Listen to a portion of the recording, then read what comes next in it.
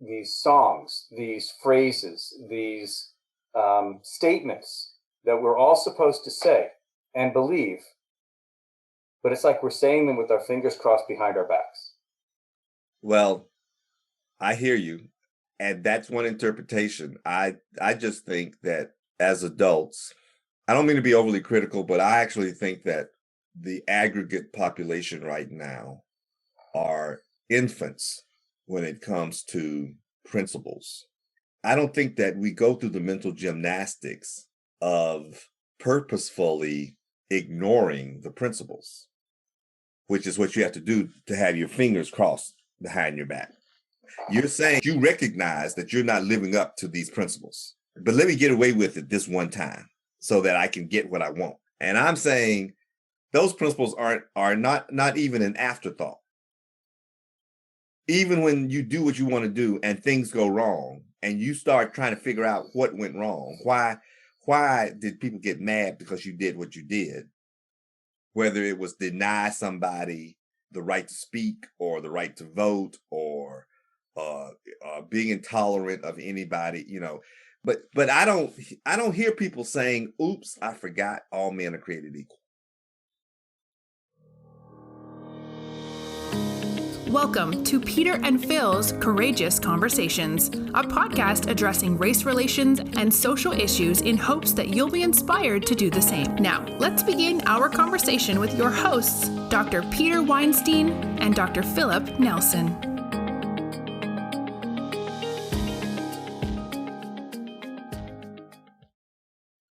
Welcome to Peter and Phil's Courageous Conversations podcast, a series of conversations about social justice and racial issues that began after the death of George Floyd. This episode is a continuation of last week's discussion entitled Justice for All. Please enjoy and share. Part of the solution is making sure that our children understand our system. But in order to do that, you must be able to honestly teach principles to stick to. The principle that all men are created equal. If you can't stick to that principle, then you can't even talk about a democracy. If you take those 5 words, all men are created equal. Let's start with all. I don't have the definition of all, but all doesn't mean some are chosen and some aren't. All means everybody. Men. Now, maybe it should say men/women. Maybe it should say all people, but let's just say that men includes men, women, and all people. It doesn't say some people. It doesn't say because they're not this. It says all, the entire group, people are, or we needed a verb, created. So you're almost having a religious overtone with created. And then the term equal. Right there, those 5 words, if we actually believed in them, we wouldn't be having courageous conversations. Oh, yes, we would. Because we are created equal, but different, we're going to have differing opinions. Right? But we shouldn't have differing opinions about the equality of each other. We would still have to have conversations. The problem is that our conversations are predominated by the inequality that we perceive in each other and the resulting consequences of that perception of inequality. We'd have different conversations. Maybe we talk about Dodgers and Giants or Yankees and Mets. Or maybe we talk about how we're going to spend our money on our collective treasures on what issues. I love listening to you parse those 5 words, by the way, because even in your discussions, I detected the struggle because of the tones of bias that were inherent in those 5 words. First of all, there's no problem with all. Everybody knows what all means. All is all inclusive. Right. All is the mirroring concept of inclusivity, right? You don't have to struggle with that. Nope. My 8-year-old knows what all means. If you tell him to pick up everything off the floor, They know what everything means. And when they finish, and if they leave a puzzle piece on the floor, you say, hey, did you get everything? Did you get all of it? Even a 5-year-old goes back and sees something on the carpet and realizes they didn't get it all. Right? So there is no question about what that means.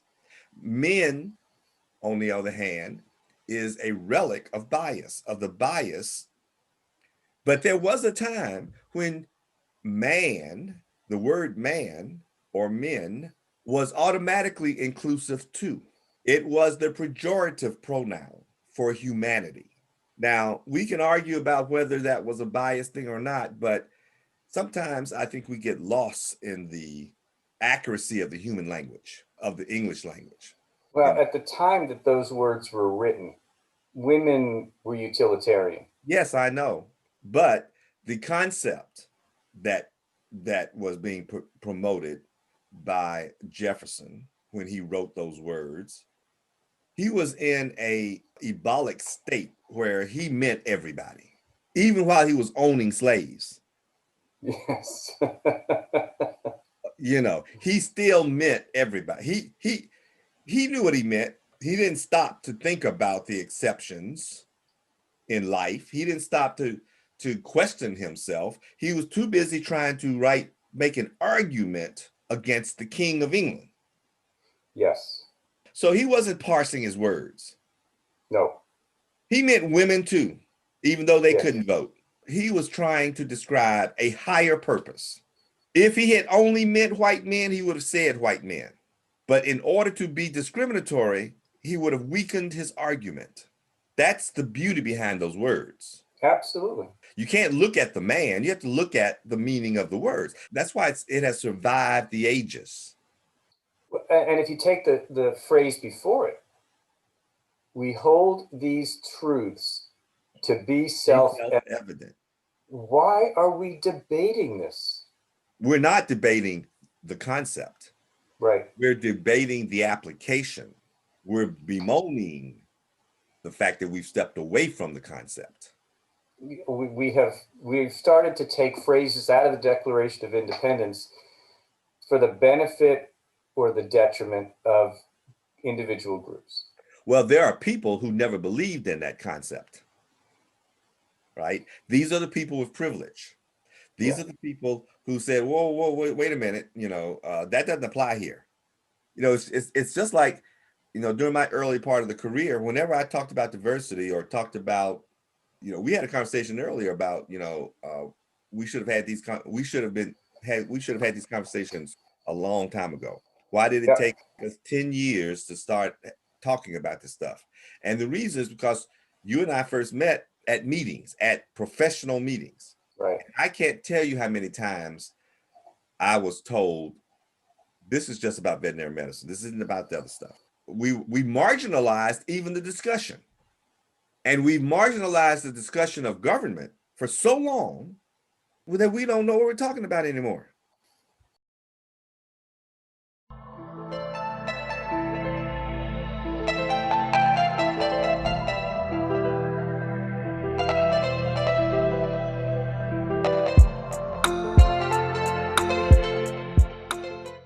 It's interesting how we've gone through STEM and civics and now in gym and into debate. And all of it comes from all men are created equal and the truth to be self-evident. And that whole phrase, that one phrase, and actually the next part of the phrase gets into a religious component, which says that they are endowed by their creator with certain unalienable rights, that among these are life, liberty, and the pursuit of happiness. Yeah. And again, I go back to the fact that it says all men are given these unalienable rights, life, liberty, and the pursuit of happiness, not just some men and not just chosen men. And again, I'm using men as the more general term. Yes, or people. Yes. But we have chosen to ignore the all men component of that phrase and really decided that it applies to me, but not to you. I don't think we've chosen anything. I think we've forgotten or just failed to learn it. I'm loving this discussion more and more because I suddenly realize that as much as I treasure those words, I don't use them enough. I don't promote it enough. It's like the 10 Commandments. Right. Right? Christianity is nothing if you're not going to base it on something. And Christianity is based on the 10 commandments. It's not based on the book of Genesis. We have 10 laws in Christianity that we're supposed to be adherent to. And if we live our life by those guides, then we eliminate a lot of the problems we create for ourselves. So I'll take credit for the 10 commandments. Not me personally. But I'm also a big advocate of the golden rule. Well, the golden rule is nothing but a derivative of the commandment. Absolutely. We say the Pledge of Allegiance to the flag of the United States of America and to the republic for which it stands, one nation under God, indivisible, and justice for all. What's the last word? All. Right. All men are created equal, with liberty and justice for all. Not because you were born rich or white. Maybe instead of the Pledge of Allegiance, we should be reading that one phrase of the Declaration of Independence. We hold these truths to be self-evident that all men are created equal, that they are endowed by their Creator with certain inalienable rights. Among those are life, liberty, and the pursuit of happiness. Of course, the students who are saying that in class are probably going to say, yeah, happiness? I'm sitting here in class and you're talking to me about happiness? But my point being is we have made these songs, these phrases, these statements that we're all supposed to say and believe, but it's like we're saying them with our fingers crossed behind our backs. Well, I hear you. And that's one interpretation. I just think that as adults, I don't mean to be overly critical, but I actually think that the aggregate population right now are infants when it comes to principles. I don't think that we go through the mental gymnastics of purposefully ignoring the principles, which is what you have to do to have your fingers crossed behind your back. Yeah.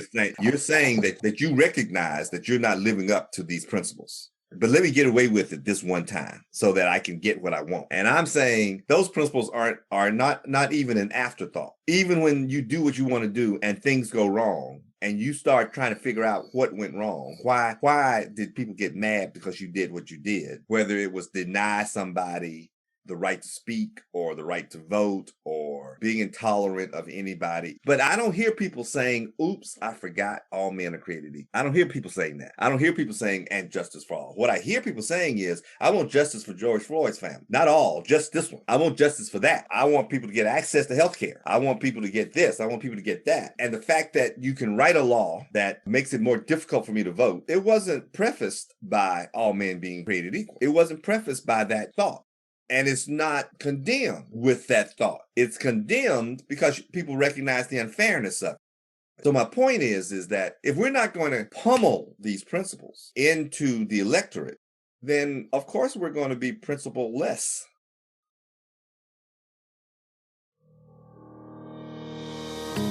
Thank you for joining us for another courageous conversation. Be sure to follow us and check back next week for more.